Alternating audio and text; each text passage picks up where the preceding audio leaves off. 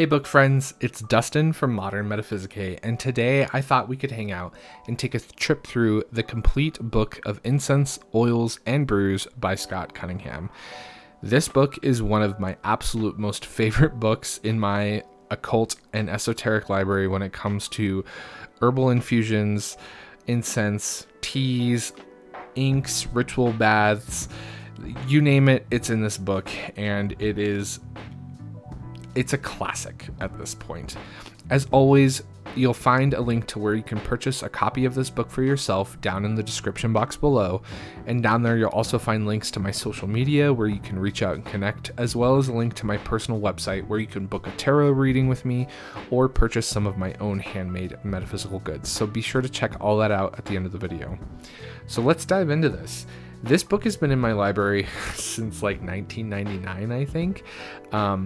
Scott Cunningham is a prolific writer in terms of the occult, most widely known for his writings about Wicca and magic, probably, in the late 90s and early 2000s. And this book is by far one of my most used books in my library. I turn to it time and time again to find formulas and recipes for various concoctions that I'm working on or needing in my practice. A lot of times when you're reading, more advanced books or even looking in grimoires and things like that, they'll say, use oil of abramelin, but there's no recipe given, right? And in situations like that, I almost always find whatever they're talking about in this book. And the thing that I love about this book is it's not only just kind of a recipe book, but it's a practical book in terms of Scott talks you through working with herbs and incense and soaps and things like that in a magical way and how it affects magical practices and rituals and things like that. And he does a really good comprehensive job of weaving in the sort of practical information about working with these things, the safety and the science behind a lot of these things, and the occult side of herbs and whatnot.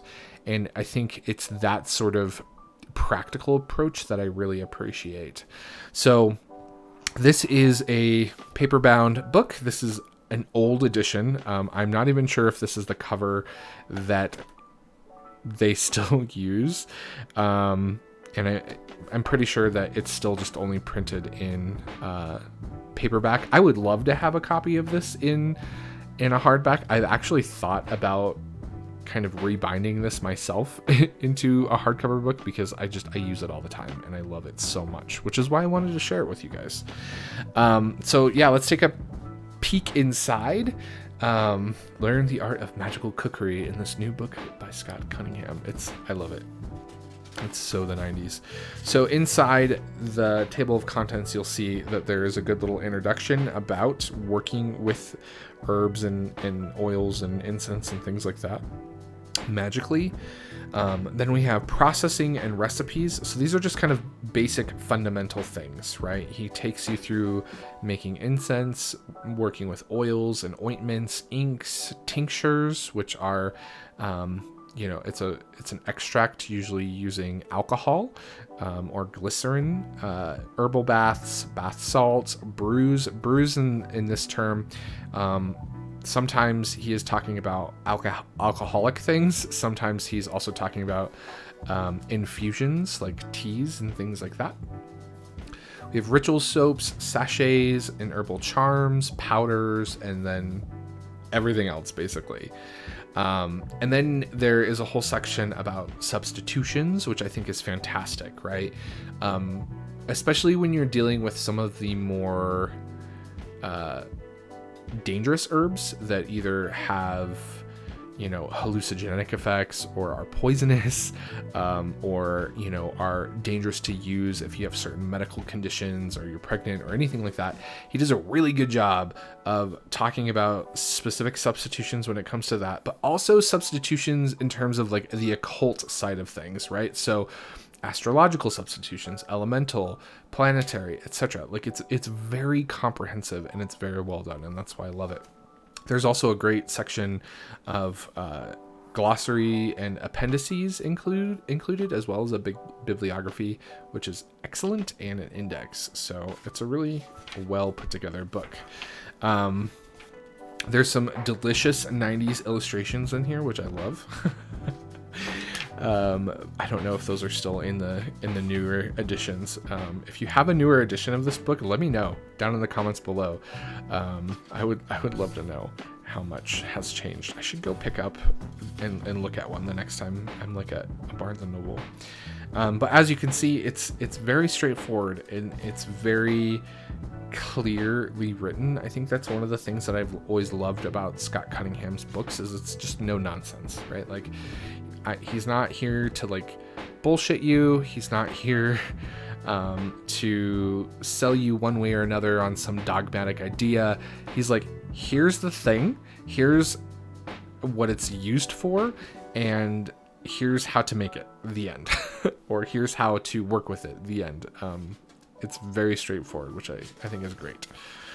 I love these illustrations. They're so funny. But in here you'll find, really great information about the sort of basic things that you'll see most often in working with herbs and things like that in a magical context. So it kind of takes you through each of the ingredients, and what they, where it comes from and what it smells like, things like that. There aren't a lot of illustrations in terms of like herbs, of like what herbs look like. So if you're looking for that, you're not going to find it in here. But yeah, I use this book all the time. Whenever I've pulled a recipe out of this book, it's always worked exceptionally well. And as you can see, just here as an example on a page of incense recipes, I mean, there's everything, right? Eightfold hearth incense, exorcism incense, a planetary earth incense, a classical Egyptian incense, an elemental incense for fire. There's everything in here. There's psychic soap to help, enhance your psychic abilities, a protection soap if, you want to take a ritual bath for, protective reasons. Different kinds of ointments. Flying ointment is a very common thing that you see thrown around in witchcraft circles, and he gives you a couple of non-toxic versions of this, which is really great, and even gives you the classical he has a great sense of humor. He gives you the classical recipes that have the more dangerous herbs in them, and gives you these like great parenthetical notations. It says, don't even consider using this, and ditto. So you can kind of get an idea of like what was in it and maybe why they had it in it. And then you can also see the changes that he has made to keep the integrity of the thing you're using, but not coming at it from a toxic point of view, right? Because I don't think any of us really want to like throw belladonna around on ourselves all that often these days. So yeah, I think it's a great book. I think it's kind of like one of those reference books that anyone interested in anything in the occult, whether you're interested in ceremonial magic or you're interested in witchcraft, whatever, you're gonna find stuff in here that you can use and learn from. So, and this book specifically was probably my first sort of experience working with herbs and learning about herbalism, less about the sort of healing and medicinal side of herbs and more about the occult and esoteric and metaphysical side of herbs. But he does bring in information into this about the medicinal side of things too, which is great.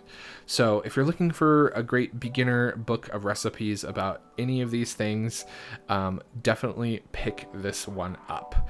As always, I just want to say thank you so much for joining me to check out this lovely book. Be sure to like, share, and subscribe, and I appreciate each and every one of you so very much. As always, remember, everyone is fighting a battle that you know nothing about. So be kind, always. Bye, everybody.